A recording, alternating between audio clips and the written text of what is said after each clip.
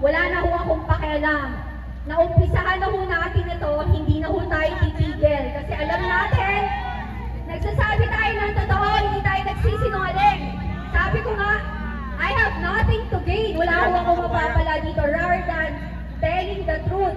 Nagsasabi lang po tayo ng katotohanan dahil talaga naman ho, na ang hirap na pamunuan tayo ng mga adik. Alam niyo po yun? Ang hirap kasi kapag adik ka, hindi ho maayos ang pag-iisip mo.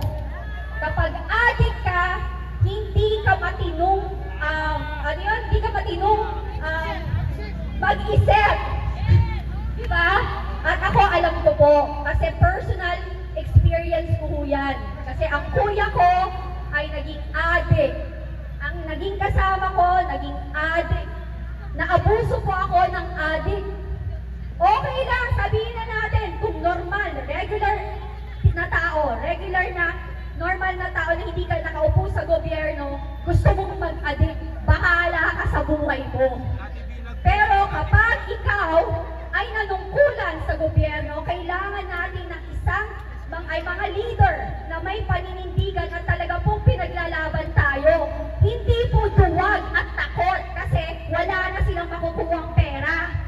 So wag mo kayong boboto ng mga politika na takot. Kasi takot sa presidente, takot sa speaker of the house, kasi wala silang budget. Dapat sila ang nagsisilbi sa atin. Dapat sa atin sila takot kasi tayo naglagay sa kanila sa posisyon nila. Diba? Hindi eh. Dapat kaya tayo, wala tayong dapat katakutan.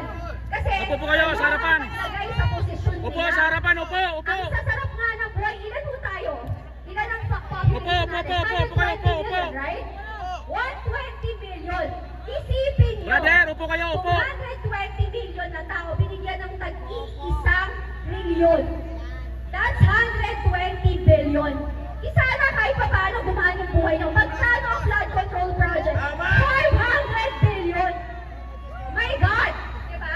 So yung 500 billion na yun, kung binigyan kayo ng tagpa 5 million pesos, bawat isang Pilipino, 5 million pesos, yung 500 billion na yun, lahat kayo, gumaan na yung buhay nyo. Pero anong ginawa nila? Ninakaw. Until now, hindi pinapansin. Alam niyo bakit? Kasi, never silang naghirap. Ang tao, kapag never naranasang maghirapan o maghirap, wala silang pakialam kasi hindi nila dinadaanan yung dinadaanan ng may hirap na Pilipino. Wala silang pakialam, kundi punuin yung bulsa nila, busugin yung mga tiyan nila. Tingnan nyo naman yung ginagawa nila. Tingnan nyo naman yung mga nakaupo. Nakikita nyo how materialistic they are. Magkano lang sila ng congressman? Shoutout po sa iyo.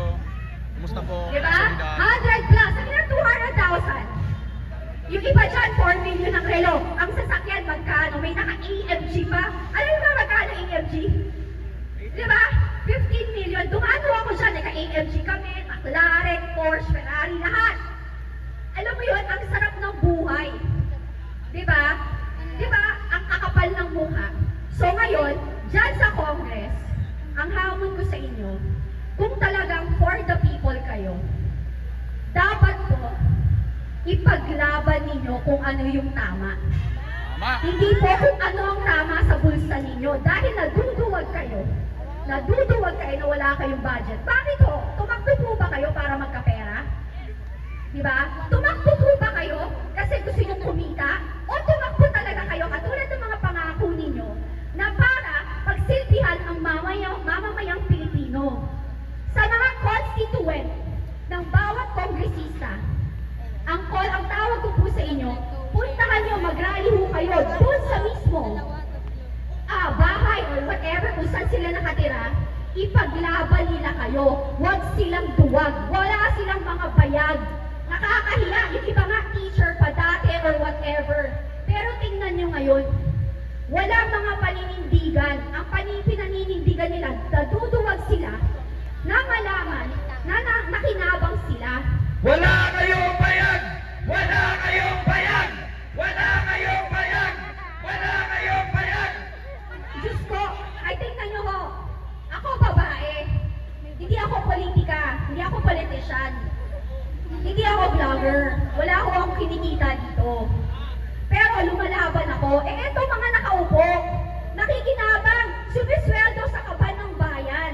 Nung tumatakbo, nangangako ng lahat na halos sa Bisaya ba, hinahalikan ang lupot nyo, kulang ng dilaan yung mga kayo nyo sa paa.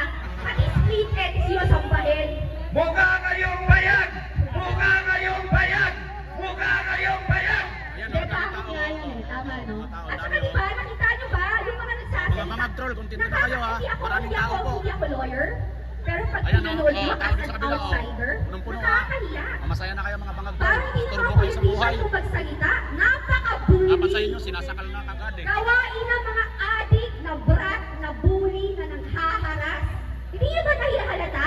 Karamihan sa amin lumalaban, puro babae. At binubuli nila si VP Sara. Babae. At walang utang na loob. Ganun naman eh. Hindi nyo ba napansin? Correct. Lahat kaming tumatalikod sa kanila is yung mga taong nagmahal sa kanila, naging kaibigan nila, pero anong ginawa nila? Tama, di ba, manggagamit? After Manggagamit! Manggagamit! Manggagamit! Manggagamit! walang utang na loob. Diba?